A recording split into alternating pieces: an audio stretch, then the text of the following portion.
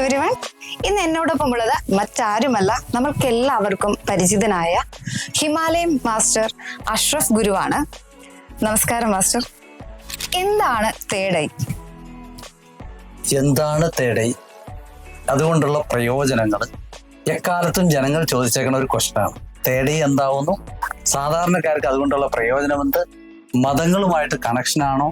ആചാരങ്ങളുമായിട്ട് കണക്ഷനാണോ? ആർക്ക് വേണമെങ്കിലും പ്രാക്ടീസ് ചെയ്യാവോ? ഇത് എവിടെ വേണമെങ്കിലും ഇരുന്ന് പ്രാക്ടീസ് ചെയ്യാവോ? ഒത്തിരി വർഷങ്ങൾ വേണ്ടി വരുമോ? ഇങ്ങനെയുള്ള ഒരു അനന്തമായ ഒരു ചോദ്യങ്ങളുടെ ഒരു നിര തന്നെ വന്നേക്കാം. കാരണം നമ്മൾ കേട്ടുവച്ചിരിക്കുന്നതും കണ്ടിരിക്കുന്നതും ഇങ്ങനെ ആചാരങ്ങളിൽ കൂടി വരുന്നത് കാരണം നമുക്ക് ഇതിനെപ്പറ്റി അറിയില്ല. അപ്പൊ തേർഡ് ഐ എന്ന് പറഞ്ഞാൽ ഒരു ബോധതലമാണ്. മനുഷ്യന്റെ ബോധത്തിന്റെ ഉന്നതമായ തലമാണ് തേർഡ് ഐ. ഇത് മതങ്ങളുമായിട്ട് യാതൊരു ബന്ധവുമില്ല. കാരണം കോൺസെൻട്രേഷൻ കൊടുക്കേണ്ടത് ബോധത്തിലേക്കാണ്. അപ്പൊ കോൺസെൻട്രേഷനുമായിട്ട് ബന്ധപ്പെട്ട ഒരു അധ്യായമാണ്, പ്രപഞ്ചവുമായിട്ട് ബന്ധപ്പെട്ട അധ്യായമാണ്, മനുഷ്യന്റെ ആത്മാവുമായിട്ട് ബന്ധപ്പെട്ട അധ്യായമാണ്, അവയർനെസ്സുമായിട്ടും അതായത് പെർസെപ്ഷൻ അനുഭവവുമായിട്ട് ബന്ധപ്പെട്ട അധ്യായമാണ്. അപ്പൊ ഇതിൽ നിർണായകമായത് അനുഭവമാണ്. തേർഡ് ഐ എന്ന് പറഞ്ഞാൽ ഒരു എനർജി വേൾഡും കൂടിയാണ്. അപ്പോൾ തേർഡ് ഐ എന്ന് കേൾക്കുമ്പോൾ ആദ്യം നമ്മുടെ മനസ്സിലേക്ക് വരുന്നത് സോളമന്റെ കാലത്തെ കുറെ സയൻസും, പിന്നെ മഹാദേവന്റെ ശിവന്റെ മൂന്നാം കണ്ണ്, തീസിരിയാങ്ക്, ത്രിനേത്രം, പിന്നെ മറ്റുള്ള കുറെ ടിബറ്റിയൻ സംഭവങ്ങൾ, മിസ്റ്റിക്കൽ ടിബറ്റിയൻ മൊണാസ്ട്രിയിലുള്ള സംഭവങ്ങൾ, ഇങ്ങനെ നിരവധി സംഭവങ്ങളായിരിക്കും നമ്മുടെ മനസ്സിലേക്ക് വന്നെ ഒരു മൂന്നാം കണ്ണെന്നുള്ള കൺസെപ്റ്റ്. ഇത് വരാൻ കാരണം ഒരു സാധാരണക്കാരനോട് തേർഡ് ഐ എന്ന് പറഞ്ഞാൽ ആ വ്യക്തി പലതും മനസ്സിൽ കാണും. മൂന്നാം കണ്ണ്, അല്ലെങ്കിൽ ഈ പറഞ്ഞ പോലെ ശിവമഹാദേവന്റെ കണ്ണ്, അല്ലെങ്കിൽ മറ്റേ സോളമന്റെ സയൻസ്, ഇങ്ങനെയുള്ള സിമ്പിളുകൾ പല പല രീതിയിലും, അല്ലെങ്കിൽ ഇലുമിനാറ്റി സയൻസ്, ഇങ്ങനെയൊക്കെ പല രീതിയിലും കാണും. അതുകൊണ്ട് ഒരു സാധാരണക്കാരനെ പറഞ്ഞു മനസ്സിലാക്കാൻ സാധ്യമല്ല തേർഡ് ഐ. അതുകൊണ്ട് എന്ത് പറഞ്ഞു? പുരിക മധ്യത്തിൽ ഒന്ന് വരച്ച് കാണിച്ചു കൊടുത്തു, ഇത് നിന്റെ മൂന്നാം കണ്ണാവുന്നു. ഇത് പക്ഷെ അതിന്റെ സയന്റിഫിക് തലം പറഞ്ഞ് കൊടുത്തിട്ടില്ല. അവിടെയാണ് ഈ പ്രശ്നങ്ങൾ വരുന്നത്. അപ്പൊ തേർഡ് ഐ എന്ന് പറയുന്നത് നമ്മളുടെ തലയുടെ ഉള്ളിലുള്ള ചെറിയൊരു അവയവമുണ്ട്, നമ്മുടെ ശരീരത്തിന്റെ പ്രധാനമന്ത്രി എന്ന് വേണമെങ്കിൽ പറയാം. കംപ്ലീറ്റ് കൺട്രോളിംഗ് ഉള്ള പീനിയൽ ഗ്ലാൻഡ് തലയുടെ ഒത്ത മധ്യത്തിലാണ്. അതായത് നമ്മൾ ഇവിടുന്ന് ഒരു വര വരച്ചു അല്ലെ, ഈ പുരിക മധ്യത്തിൽ നിന്ന് ഒരു ലൈൻ വരച്ചു, ഈ സെൻട്രൽ പോയിന്റിൽ നിന്ന് ഒരു വര. ഇത് ഒരുപാട് പറയാനുള്ള ഒരു ചാപ്റ്ററാണ്, ഞാൻ സ്കെൽട്ടൺ പറയാതിന്റെ ചെറുതായിട്ട്. അപ്പൊ ഒരു വര വരയ്ക്കുമ്പോൾ എന്തായാലും ഒരു ക്രോസ് സെക്ഷൻ വരും അല്ലെ സെൻട്രൽ പോയിന്റിൽ. അപ്പോൾ അവിടെ അതിന്റെ തൊട്ട് ബാക്കിലായിട്ട്, ആ കറക്റ്റ് ക്രോസ് സെക്ഷനിൽ വരില്ല, കറക്റ്റ് കുറച്ച് ബാക്കിലായിട്ട് വരും. അനാട്ടമി പ്രകാരം നമുക്കറിയാം പീനിയൽ ഗ്ലാൻഡ് മാങ്ങയുടെ രൂപത്തിൽ ഒരു അവയവം ഇരിക്കുന്നതാണ്. അതിന് ചുറ്റുമുള്ള എനർജി വലയത്തെ തിരിച്ചറിയുന്ന പ്രോസസ്സാണ് തേർഡ് ഐ എന്ന് പറയുന്ന ആ പ്രോസസ്സിങ്, ആ പ്രക്രിയ.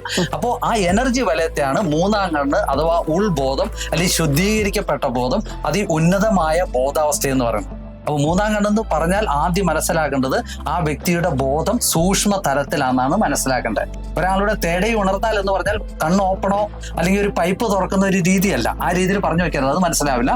ഒരാൾ തേർഡ് ഐ അല്ലെങ്കിൽ ഉൾബോധം അല്ലെങ്കിൽ മൂന്നാം കണ്ണിൽ കൂടി കാണാം, അല്ലെങ്കിൽ എല്ലാ കാര്യങ്ങളെയും വരാൻ പോകുന്നതിന് കഴിഞ്ഞതൊക്കെ അറിയാം എന്ന് പറഞ്ഞാൽ അതിന്റെ അർത്ഥം ആ വ്യക്തിയുടെ ബോധം ഉന്നതാവസ്ഥയിലാണ്. ബോധം ഉന്നതാവസ്ഥയിൽ എന്ന് പറഞ്ഞാൽ അതിന്റെ അർത്ഥം എന്താണ്?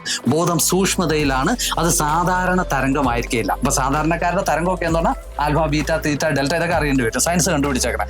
ഇതിനും അതീതമായിട്ട് യൂണിവേഴ്സിന്റെ കാണാത്ത അനന്തമായ ഫ്രീക്വൻസികളുണ്ട്, അതിലൂടെ ആയിരിക്കും ഇത് പോകുന്നത്. അപ്പൊ ആ തരംഗത്തിന് പ്രത്യേകതയുണ്ട്, അതാണ് തേർഡ് ഐ. അത് സാധാരണക്കാർക്ക് എങ്ങനെ ഉപയോഗിക്കാവുന്നതാണ്. ദൈനംദിന ജീവിതത്തിലേക്ക് നമുക്ക് ഈ ടെക്നിക്കിനൊക്കെ ഉപയോഗിക്കാം. എന്തിനാണ് ദൈനംദിന ജീവിതത്തിലേക്ക് ഇത് ഉപയോഗിക്കുന്നത്? നമ്മൾക്ക് 100,000 പ്രശ്നങ്ങളാണ് അല്ലെ.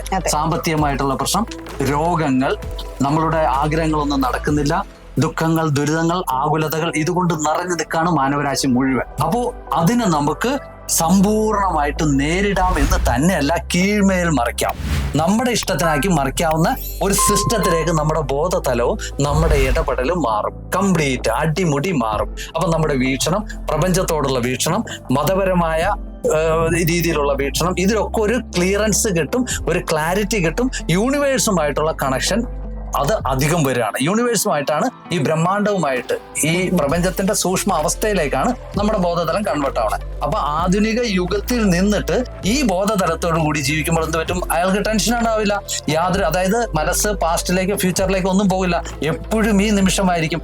ഈ നിമിഷത്തിലുള്ള മനസ്സെന്ന് പറഞ്ഞാൽ ഉജ്ജ്വലമായിരിക്കും, പ്രസന്റ് ആയിരിക്കും. ചിന്തിക്കുന്നതൊക്കെ നടന്നാൽ, ഈ ചിന്തിക്കുന്നത് നടക്കുന്നു എന്ന് പറയുമ്പോൾ എന്തുകൊണ്ട്? അത് നമുക്ക് മെറ്റാഫിസിക്സും ക്വാണ്ടം ഫിസിക്സും അറിഞ്ഞിരിക്കണം. അതിന്റെ വേറൊരു വീഡിയോ പിടിക്കാം. അപ്പൊ ആ ഒരു രീതി. അപ്പൊ ദൈനംദിന ജീവിതത്തിൽ മനുഷ്യരെ അലട്ടുന്നത് ഞാൻ ഈ പറഞ്ഞതാണ്. ഒരാൾക്ക് ആദ്യം വേണ്ടത് എന്താ? ഈ ഭൂമിയിലേക്ക് വന്ന ആൾക്ക് സാമ്പത്തികം അല്ലെ. സാമ്പത്തിക പ്രശ്നമാണ് എല്ലാവരും അലട്ടുന്നത്. സാമ്പത്തികം വന്നാൽ തന്നെ അടിത്തറ എല്ലാം ഓക്കെ.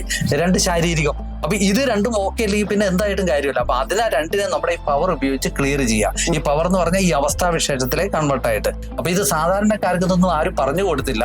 കാരണം ഇത് പെട്ടെന്ന് നമുക്ക് ഇടപെടാൻ പറ്റുന്ന ഒരു മേഖലയല്ല എന്ന് വരുത്തി തീർത്തു. ഇത് സാധാരണക്കാർക്ക് സാധ്യമല്ല എന്ന് വരുത്തി തീർത്തു. ഇത് ഉന്നതമായ അവസ്ഥയിലിരിക്കുന്ന വ്യക്തികൾക്കുള്ളതാണ്, അല്ലെങ്കിൽ ചില സമൂഹങ്ങൾക്കുള്ളതാണ്, അല്ലെങ്കിൽ ചില ആചാരങ്ങളിൽ പോണവർക്കെ കിട്ടുള്ളെന്നല്ല തെറ്റിദ്ധാരണ പരത്തി മിസ്കൺസെപ്റ്റ് ആക്കി വെച്ചു. അതിനെ ഞാൻ റിവീൽ ചെയ്യാണ്. ആർക്ക് വേണമെങ്കിലും ഇത് പ്രാക്ടീസ് ചെയ്യാം, എവിടെ വേണമെങ്കിലും പ്രാക്ടീസ് ചെയ്യാം. ഫുഡും ഒന്നുമായിട്ട് ബന്ധമില്ല. കാരണം ഇത് പദവിയോ ഫുഡോ കാര്യങ്ങളുമായിട്ട് ബന്ധമില്ല. ഇത് നേരിട്ട് നമ്മുടെ മനസ്സും ബോധവും എനർജി വേൾഡുമാണ് കംപ്ലീറ്റ്. അപ്പൊ തേർഡ് ഐ എന്ന് പറഞ്ഞാൽ അറിഞ്ഞിരിക്കേണ്ടത് പീനിയൽ ഗ്ലാൻഡിന് പറ്റുള്ള ഊർജ്ജമാണ്. അതിനെ തിരിച്ചറിയുന്ന ഒരു പ്രോസസ്സിംഗ് ആണ്. അതിനെ എങ്ങനെ തിരിച്ചറിയാം? അത് ചില ടെക്നിക്ക് ഉണ്ട്, വളരെ നിസ്സാരമായിട്ടുള്ള ടെക്നിക്ക്. മെഡിറ്റേഷൻ ഒരു മാർഗമുള്ളൂ. അപ്പൊ തേർഡ് ഐ എങ്ങനെ ഓപ്പൺ ആവും? ആ മെഡിറ്റേഷൻ കൊടുക്കുമ്പോൾ തന്നെ ഇത് ആക്റ്റീവ് ആവാൻ തുടങ്ങും. ആ എനർജിയെ നമ്മൾ തിരിച്ചറിയാൻ തുടങ്ങും. അതിന്റെ കൂടെ നമ്മളിലുള്ള ഊർജ്ജത്തെ തിരിച്ചറിയാൻ തുടങ്ങും. പ്രപഞ്ചം മുഴുവൻ നിറഞ്ഞു നിൽക്കുന്ന ഊർജ്ജ ലോകത്തേക്ക് നമ്മൾ കടന്നു ചെല്ലുകയാണ്. അത്യധികം ഉന്നതമായ ഒരു ലോകത്തിന്റെ ഡോർ ഓപ്പൺ ആവും. അതിലേക്ക് നമ്മൾ കടന്നു ചെല്ലും. അപ്പൊ ആ വ്യക്തി സാധാരണക്കാരനായിരിക്കില്ല. അതുകൊണ്ടാണ് മൂന്നാം കണ്ണ് തുറന്നാൽ എല്ലാം കത്തിച്ചാമ്പലാവും എന്ന് പറഞ്ഞു വെച്ചിരിക്കുകയാണ്. പക്ഷെ അതിന്റെ യാഥാർത്ഥ്യം അതല്ല. മൂന്നാം കണ്ണ് തുറക്കുന്നത് ശപിക്കാനോ തകർക്കാനോ അല്ല, നന്മയ്ക്ക് വേണ്ടിയാണ് മൂന്നാം കണ്ണ് തുറക്കുന്നത്. അങ്ങനെ ധരിക്കാവുള്ളൂ. എന്തും സാധ്യമാണ്. ഊർജ്ജം കൊണ്ട് എന്തും സാധ്യമാണ്.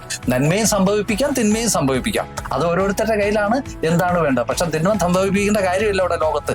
അപ്പം തേട എന്ന് പറഞ്ഞാൽ ആദ്യം അറിഞ്ഞിരിക്കേണ്ടത് അത് ബോധത്തിന്റെ ഉന്നതമായ അവസ്ഥയാണ്. ആ വ്യക്തിയുടെ ബോധം സൂക്ഷ്മ തലത്തിലാണ്. പ്രപഞ്ചവുമായിട്ട് എപ്പോഴും ലയനം വന്നൊരവസ്ഥയാണ്. പ്രസന്റിലായിരിക്കും. ഇത്രയും കാര്യം അറിഞ്ഞിരിക്കുക. അതിന്റെ അനാറ്റമിക്കൽ സിസ്റ്റത്തിലേക്ക് പോയാൽ പീനിയൽ ഗ്ലാൻഡ് അനൈച്ഛിക പ്രവർത്തനങ്ങളെ കൺട്രോൾ ചെയ്യുന്നു.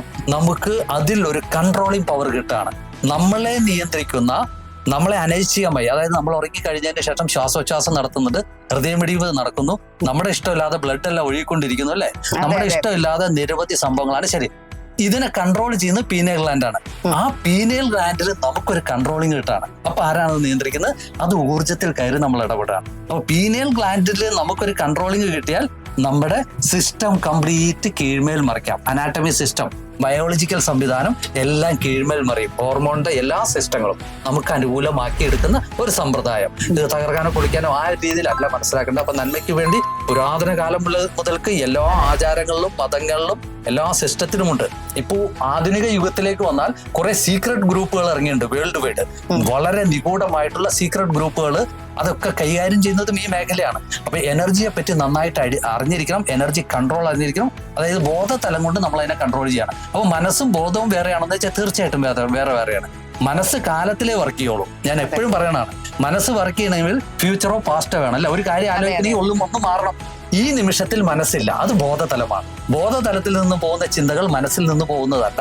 അത് ഗാമയിലോ 340 യൂണിവേഴ്സിന്റെ ഇതുവരെ കണ്ടുപിടിക്കാൻ പറ്റാത്ത ഫ്രീക്വൻസിയിലൊക്കെ. അപ്പൊ അതിന് പ്രത്യേകത എന്താണ്? അങ്ങനെ സൂക്ഷ്മ തലത്തിൽ പോയാൽ അത് കൺമുന്നിൽ രൂപീകരിക്കപ്പെടും. അത് രൂപീകരണ സിദ്ധാന്തത്തിലേക്ക് വരും. ക്വാണ്ടം ഫിസിക്സ്, മെറ്റാഫിസിക്സ്, ആ രീതിയിലേക്ക്. അപ്പൊ തേർഡ് ഐ സാധാരണക്കാർക്ക് പഠിക്കാം, ഏത് വ്യക്തിക്കും പഠിക്കാം. ഇതിന് മതങ്ങളുമായിട്ട് യാതൊരു കണക്ഷനുമില്ല. കാരണം ഏകാഗ്രതയാണ് ഇതിന് വേണ്ടത്. അതായത് കോൺസെൻട്രേഷനിൽ കൂടി നിറഞ്ഞ ഏകാഗ്രത. ആദ്യം നമ്മൾ കോൺസെൻട്രേഷൻ ഒരു വസ്തുവിലേക്ക് കൊടുക്കുന്നു, അല്ലെങ്കിൽ ഒരു പ്രത്യേക സാധനത്തിൽ വസ്തുവിലേക്ക്. അത് കഴിഞ്ഞ് നിറഞ്ഞ ഏകാഗ്രത. നിറഞ്ഞ ഏകാഗ്രത എന്ന് പറയുമ്പോൾ നമ്മളിപ്പോൾ ഒരു പ്രത്യേക സ്ഥലത്തേക്ക് നോക്കിയിട്ട് ഈ ബോട്ട് ഓടിച്ചിട്ടുണ്ടെങ്കിൽ കുഴപ്പമില്ല. നമുക്ക് മൊത്തം ഒരു ഒമ്നി സർക്കിളിൽ ഒരു അവയർനെസ് വേണം അല്ലേ? എവിടുന്ന് എന്തെങ്കിലും വന്നിട്ട് കാണണ്ട എന്ന് പറഞ്ഞതുപോലെ നമ്മളൊരു പ്രത്യേക വസ്തുവിനെ ആദ്യം അറിയുന്നു. കാരണം നമ്മൾ സാധാരണക്കാരനാണ്. അപ്പൊ നമ്മളെ പടിയായിട്ട് കൊണ്ടുപോയിരുത്തേണ്ടി വരും. 1, 2, 3 അങ്ങനെ 1ാം ക്ലാസ് 2ാം ക്ലാസ് ഡയറക്റ്റ് 10 കൊണ്ടുപോയിരുത്തിയാ ബാക്കിയൊക്കെ എന്തായിരുന്നു, ഇതാണോ 10? ഇങ്ങനെയുള്ള ഒരു കുഴപ്പം വരും. അതുകൊണ്ടാണ് ഇത് പടിയായിട്ട് ആൾക്കാരെ പഠിപ്പിച്ചുകൊള്ളുന്നത്. അപ്പൊ എല്ലാവർക്കും സാധ്യമാണ്. ഇത് പഠിച്ചു കഴിഞ്ഞാൽ ജീവിക്കാൻ സുഖമായിരിക്കും.